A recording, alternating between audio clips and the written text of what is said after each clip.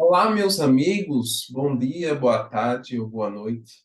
Se você estiver assistindo este vídeo da lição da Escola Sabatina, nós estamos na reta final da lição deste trimestre. Está sendo uma bênção, estudando o livro de Levítico. O que as novas gerações podem aprender com esse antigo livro? E durante esse trimestre estamos estudando o livro de Levítico, né, que está sendo uma bênção e já estamos na reta final do terceiro trimestre. E já é na lição 11, que tem como título Juízo. E antes de iniciarmos, vou fazer umas observações. Eu estou com uma crise de rinite. E se a qualquer momento eu tiver com o nariz corizando ou com uma tosse, qualquer momento pode ocorrer uma tosse, isso é por causa da minha crise de rinite, ok? Então, a lição dessa semana tem como título Juízo. E a tirinha diz o seguinte: estou com medo do juízo. Você é inocente? O juiz é justo? E o rapaz, sim, sim. E o outro, então não precisa ter medo. Deve ter a certeza de que será inocentado. Então, isso tem a ver com o juízo. E traz uma pergunta. Você tem certeza de que você será inocentado? Será que você tem certeza da sua salvação? E é isso que inicia a lição dessa semana, né? Destacar aqui a lição domingo, a parte domingo, né? Justiça e juízo para todos. Em todo o mundo, as pessoas estão clamando por justiça. Isso é especialmente verdadeiro em relação aos jovens que desejam fazer algo a respeito da corrupção, por exemplo. Eles perguntam por que o progresso é tão lento e por que a regressão parece acontecer tão rápido. Felizmente, Levítico traz esperança a cada pessoa que sonha com um mundo em que a equidade e a justiça sejam valorizadas. A gente vê muito nos jornais e vê notícias, né, de pessoas que clamam por justiça, clamando justiça por alguém que foi assassinado por um criminoso, que foi executado, e os parentes do indivíduo que morreu clamam por justiça, que a polícia investigue tudo isso e que os criminosos que que precisam ser pegos e levados à cadeia, né? Ou seja, a pessoa clama por justiça para que o criminoso seja preso, que fique atrás das grades. Levítico 16 fala sobre o dia da expiação. No 10º dia do sétimo mês judaico, que corresponde a setembro ou outubro, o sumo sacerdote de Israel entrava no lugar santíssimo do santuário, usando o peitoral de juízo, Êxodo 28:15. E aqui menciona a respeito da festa das trombetas, né, que nós estudamos nas lições passadas, as festas cerimoniais.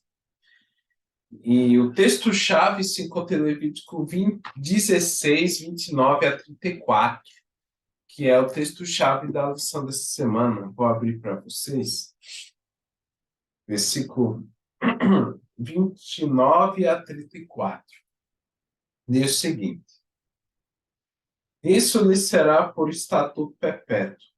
No sétimo mês,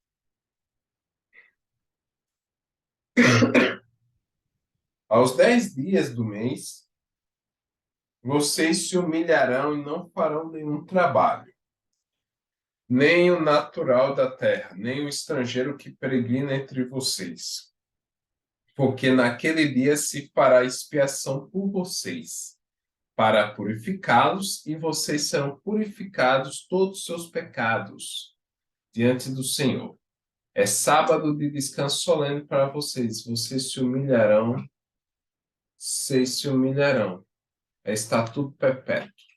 Aquele que for ungido e consagrado para oficiar como sacerdote no lugar de seu pai, é que fará expiação havendo posto as vestes de linho, as vestes santas. Fará expiação pelo santuário, pela tenda do encontro e pelo altar. Também a fará pelos sacerdotes e por todo o povo da congregação.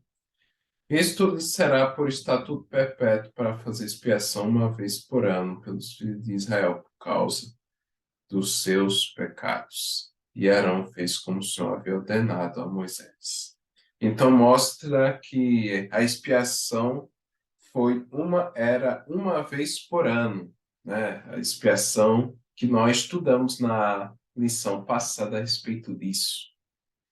Ou seja, durante a lição dessa semana tem como o foco principal da lição o juízo investigativo. E muitas pessoas que têm dúvidas a respeito de nós adventistas sobre o juízo investigativo, que, aliás, vou citar a parte segunda, né, o advento dos adventistas. Durante bastante tempo, muitos cristãos ensinaram que a terra era o santuário mencionado em Daniel 8,14 e que ela seria purificada com fogo por ocasião da volta de Jesus. Em harmonia com essa crença, eles concluíram que Daniel 8,14 aponta para a segunda vinda de Cristo e o fim do mundo. Essa ideia tornou-se especialmente comum quando Guilherme Miller começou a pregar que Jesus voltaria em 1854. Guilherme Miller era um cristão, né? Um pregador batista que pregou sobre as profecias, né? Daniel 14, fez um cálculo e que Jesus voltaria depois de 1.260 anos, né? 2.260 tardes e manhãs. Ele chegou nesse cálculo e o resultado foi que em 1844 Jesus iria voltar. Guilherme Miller foi um cristão batista, homem de Deus. As evidências bíblicas pareciam irrefutáveis. Usando Daniel 9, 25 a 24, Daniel 9, 25 a 27, Miller mostrou, corrigindo aqui, Miller mostrou que as 2.300 tardes e manhãs de Daniel 14, eu falei 1.260, corrigindo, são 2.300 tardes e manhãs, só corrigindo aí que o número, né? Perdões, 2.300 tardes e manhãs de Daniel 8,14 começaram em 457 a.C., quando o rei Artaxerxes ordenou a restauração e reconstrução de Jerusalém. Ele, então, mostrou que nas profecias bíblicas um dia simbólico representa um ano literal. Então, os 2.300 dias proféticos eram, na verdade, 2.300 anos literais, que começaram em 457 a.C. Você consegue imaginar a empolgação do público que ouvia as pregações de Guilherme Miller?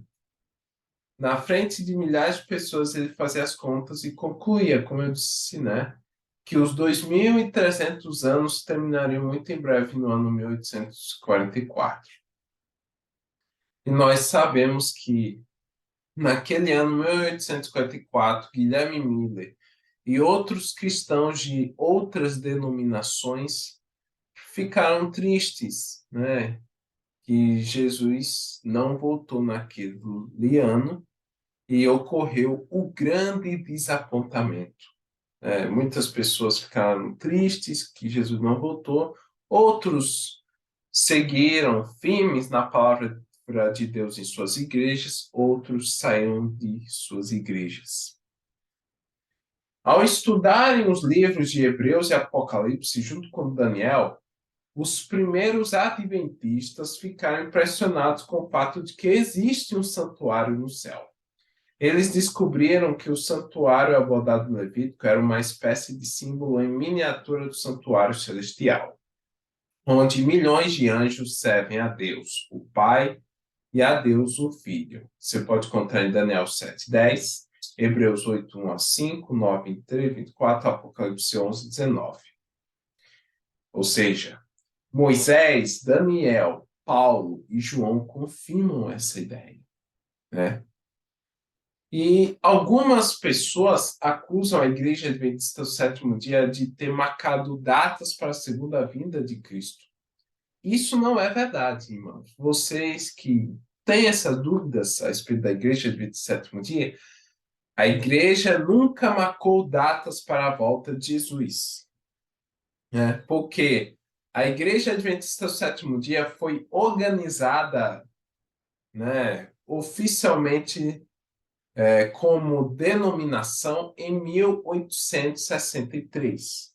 A Igreja Adventista do Sétimo Dia foi organizada oficialmente como denominação em 1863.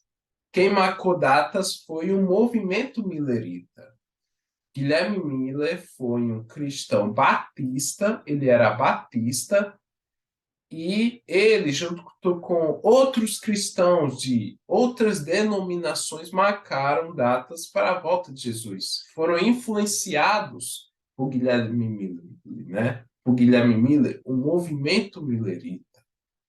E naquela época a igreja adventista nem sequer existia. E, aliás, Ellen White era da igreja metodista, cresceu numa família tradicionalmente metodista, né? Igreja metodista que vem que vem lá na Inglaterra com o seu reformador John Wesley, né? E eles proclamaram que Jesus voltaria em 22 de outubro de 1844, o movimento millerita, né? E quando estudamos as escrituras com humildade e oração, chegamos à mesma conclusão inevitável que os primeiros adventistas. Existe, de fato, um santuário no céu, cuja purificação começou em 1854. Apocalipse 11, 19 afirma claramente que o templo de Deus está localizado nos céus.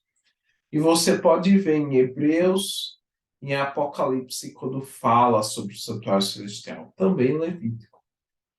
E um trecho muito interessante. O dia da expiação era um lembrete para os israelitas e para nós, de que devemos abandonar nossos pecados de todo o coração. Que aqui fala sobre o juízo investigativo, né? E tem a ver com o perdão, o dia da expiação, de nós abandonarmos os nossos pecados. Somos seres pecadores, né? Nascemos na natureza totalmente depravada, e que nós precisamos nos arrepender dos nossos pecados e nós confessamos a Deus os nossos erros que tenhamos cometido. E espero que eu tenha te ajudado durante a lição, né, o resumo sobre a lição 11 que tem como título Juízo. E o resumo da lição dessa semana fala sobre o juízo investigativo. Que Deus nos abençoe ricamente e não se esqueça de deixar seu comentário, deixar um like e ative o sininho para você ficar ligado, sintonizado nas lições semanais da Escola Sabatina. Eis que vos falo o apresentador Ian Vitor. Um abraço, que Deus nos abençoe ricamente.